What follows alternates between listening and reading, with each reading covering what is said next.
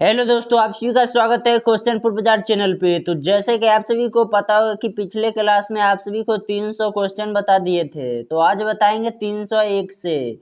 तो बिना देरी किए चलते हैं क्वेश्चन की ओर।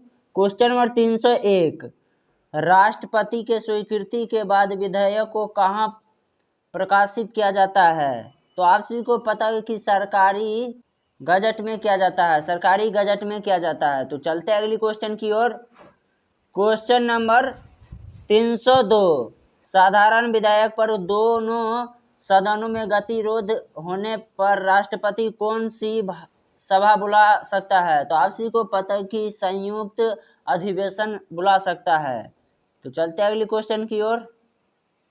क्वेश्चन नंबर 303, लोकसभा का अध्यक्ष किस स्थिति में संयुक्त बैठक की अध्यक्षता कर सकता है? तो आप सभी को पता हो कि दोनों सदनों के कहने पर अध्यक्षता कर सकता है। तो चलते हैं अगली क्वेश्चन की ओर।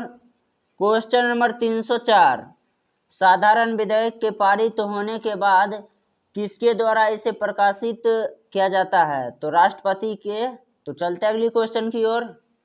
क्वेश्चन नंबर 305, 2001 में भारतीय संसद ने किस संशोधन के तहत लोकसभा और विधानसभाओं की कुल अस्थायी संख्याओं को फ्रीज किया? तो आप सभी को पता होगा कि विधानसभा को फ्रीज किया। तो चलते हैं अगले क्वेश्चन की ओर।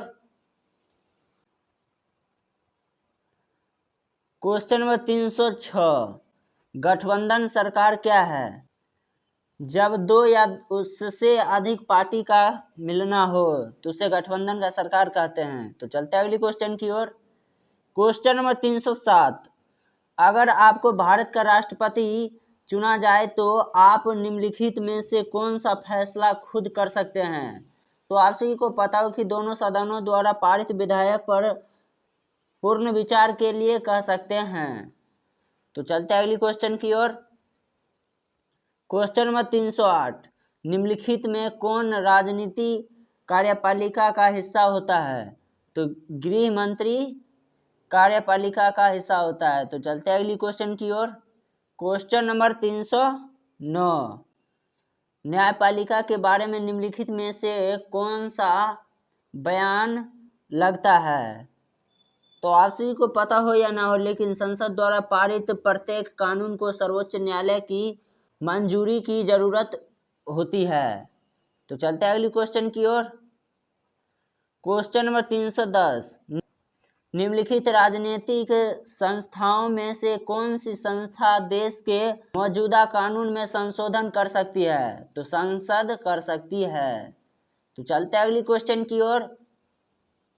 क्वेश्चन नंबर 311, संयुक्त राज्य अमेरिका ने अपना स्वतंत्रता संग्राम कब शुरू किया? तो आप सभी को पता हो या ना हो, लेकिन 1776 ईस्वी में ही शुरू किया था। तो चलते हैं अगली क्वेश्चन की ओर। क्वेश्चन नंबर 312, न्यूजीलैंड में सार्वभौम वयस्क मताधिकार की प्राप्ति कब हुई? तो आप सभी को पता हो या ना हो, लेकिन 1893 ईस्वी में ही हुई। तो चलते हैं अगली क्वेश्चन की ओर। क्वेश्चन नंबर 313, अमेरिका में महिलाओं को मतदान का अधिकार कब मिला? तो आप सभी को पता होगा कि 1900 ईस्वी में ही मिला था। तो चलते हैं अगली क्वेश्चन की ओर।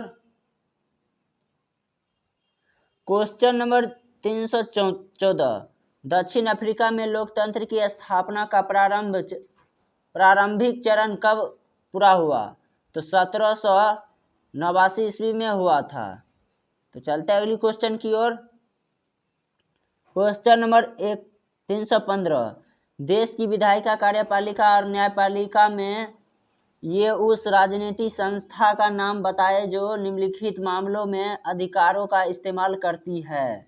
स्टॉक एक्सचेंज को नियंत्रित करने संबंधित कानून बनाने की कमेटी के सुझाव पर विचार विमर्श करती है। तो चलते हैं अगली क्वेश्चन की ओर। क्वेश्चन नंबर 316, भारत का प्रधानमंत्री सीधे जनता द्वारा क्यों नहीं चुना जाता है? तो आप सभी को पता होगा कि संविधान लोकतंत्र में लोकसभा में बहुमत वाली पार्टी का नेता ही प्रधानमंत्री बन सकता है। तो चलते हैं अगली क्वेश्चन की ओर। क्वेश्चन नंबर 317, विधान परिषद का गठन कैसे होता है? तो विधानसभा सदस्य द्वारा चुनाव होता है, उसके बाद होता है। तो चलते हैं अगली क्वेश्चन की ओर। क्वेश्चन नंबर 318, नौकरशाही किस प्रकार का कार्यशील होता है? तो सरकारी नीतियों का क्रिया होता है। तो चलते हैं अगली क्वेश्चन की ओर। क्वेश्चन नंबर 319, विधायिका का मुख्य कार्य क्या है? तो आप सभी को पता होगा कि विधायिका का मुख्य कार्य होता है कानून को बनाना और कानून को संशोधित करना। तो चलते हैं अगली क्वेश्चन की ओर। क्वेश्चन नंबर 320, लोकतांत्रिक अधिकारों का महत्व क्या है? व्यक्ति की स्वतंत्रता सुनिश्चित करना, राज्य की स्थिरता बनाए रखना, व्यक्तिगत और सामूहिक विकास को प्रोत्साहित करना, यह है लोकतांत्रिक अधिकारों का महत्व। तो आज का वीडियो यहीं पे समाप्त करते हैं। मैं आशा करता हूँ कि आप सभी को वीडियो थोड़ा भी अच्छा लगा ही होगा। यदि थोड़ा भी अच्छा लगा है तो आप सभी इस वीडियो को लाइक करें। यदि चैनल को अभी तक सब्सक्राइब नहीं किया है तो कर लीजिए, और शेयर करने का मन है तो कर लीजिए, कोई दिक्कत की बात नहीं है। धन्यवाद, अगले वीडियो में मिलते हैं।